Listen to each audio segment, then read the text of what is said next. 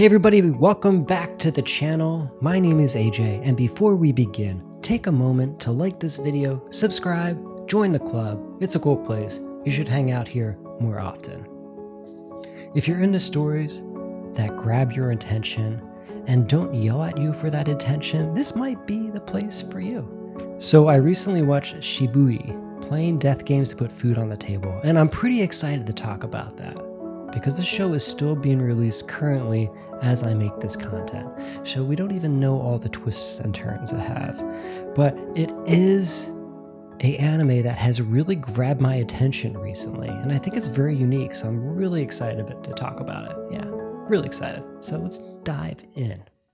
Now, this show, for all of you if you do not know, is based off a light novel series of the same name. And the show is in fact very dark in its nature, posturing as more of a psychological thriller than anything else, with of course some pretty extreme outcomes and content. Now, Yuki is a young woman who competes in a televised, lethal, and very high-stakes death game in order to earn money. She has been aiming for record-breaking 99 victories. She is calculated, pragmatic, and sometimes ruthless in her strategy. When she navigates the deadly games, she often uses her expertise to help others while prioritizing her own survival. Now, the interesting thing is how and where the story takes place. It's in fact a dystopian society where the rich watch the televised games, but we don't really get too many cues of what the outside world is like. Most of the story takes place inside the death game itself, which opens up the story to a lot of questions and some real mystery. One of the most unsettling ideas in Shiboyugi is that the death game itself isn't really the horror, poverty is. Now stay with me here. The young women aren't trapped by fate or curiosity. They knowingly participate because they need money to survive, turning the danger into a form of labor. And of course, wealthy spectators watch. They bet, they're emotionally invested as if it's entertainment. Well, essentially for the young women, it's a job. When starvation, homelessness, or medical debt are the alternatives, volunteering becomes the only real choice. The series uses its death game not just for tension, but asks what kind of society allows the most vulnerable people, especially young women, to risk their lives so others can be comfortable and amused? You know, beyond its social commentary, Shibuya also frames death as a profession. The games are approached with a kind of cold calculation, as participants treat survival like a job of employment, studying the odds, managing risks, and justifying horrific choices in exchange for financial stability. The mentality shapes Yuki, who becomes more emotionally detached as the show progresses, suppressing fear and empathy simply to function. Another interesting thing about this show is the decision to make players resemble stitched cotton dolls. It ties directly into the show's emotional message. Toys are normally symbols of comfort and childhood protection, things meant to be cared for. By placing toy-like characters inside this brutal game, the series creates a disturbing contrast. These are gentle, ordinary people being treated as disposable tools. When they tear and unravel instead of bleeding, it reinforces that the system running the games does not see them as individuals with lives and feelings, but as objects to be used until they wear out. And the series constantly pushes Yuki between survival and mortality, forcing her to decide when to help others and when she must allow someone to die in order to live another day. Visually, Shibuya reinforces its themes through a more restrained lens. The art style leans more muted and subdued, pushing more washed colors and soft lighting, which makes even dangerous environments feel ordinarily eerie instead of dramatic. The show frequently uses wide panoramic shots and distant camera framing, placing characters small within large spaces like hallways, rooftops, or empty rooms. It really emphasizes isolation and emotional distance. I honestly found this to be the most notable part of the show, is the stylistic choices they used with framing.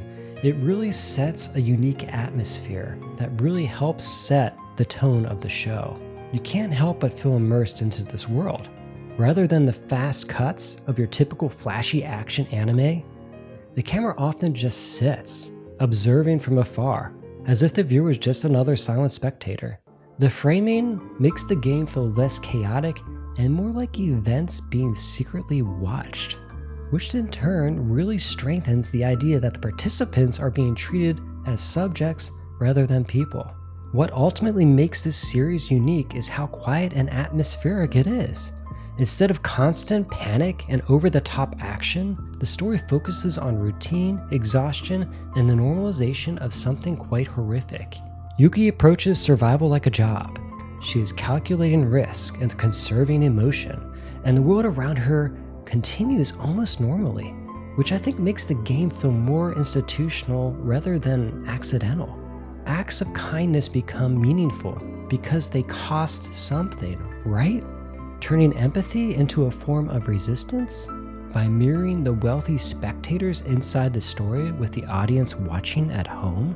The show subtly asks why people are drawn to narratives of suffering in the first place. In the end, Shibuya isn't just about who lives and who dies. It's about what parts of the person can survive when survival becomes their occupation. I don't know, guys. What did you think of this show? Are any of you watching out there? I think it's pretty unique. I really like the style. I really like the artwork. It's very slow paced and slow moving. You have to sit with it. It's not something that can be consumed quickly, which is something I like a lot. I think we need better content where we're not feeling like we're quickly devouring it and quickly moving through it in a fast pace. I really love slow moving content because it makes you sit and think and become part of it. Well, anyways, my name is AJ. Thank you for joining me. Stop back next time for more awesome content. Like and subscribe, hang out a while, come back. I have cool stuff, more content. Every week, pretty much. Every week, you can come back here and find something entertaining and unique, probably for you, if you just would like and subscribe down here. Support a small channel. And if you want to check out some of my other projects, that would be so cool. We have a feature film called Transient out right now, streaming on all platforms. Sci-fi, horror, psychological thrilling. It's great stuff. Check it out. I think you would like it. And if you're into podcasts, I have some podcasts, Bad Movie Night. Every week we get together, watch bad movies. Been doing it forever. Check it out.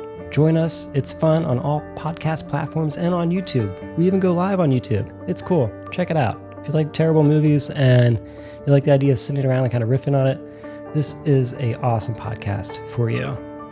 If you want something more serious, I got a podcast called Self-Identities, Conversations with Convicted Women, where we talk to women who are in prison for life sentences. It's very heavy though.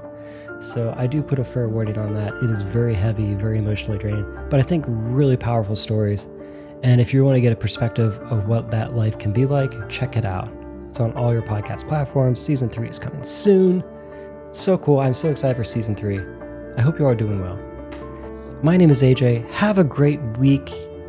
Relax, sit back, and enjoy some more anime. Stop back soon. I will be here.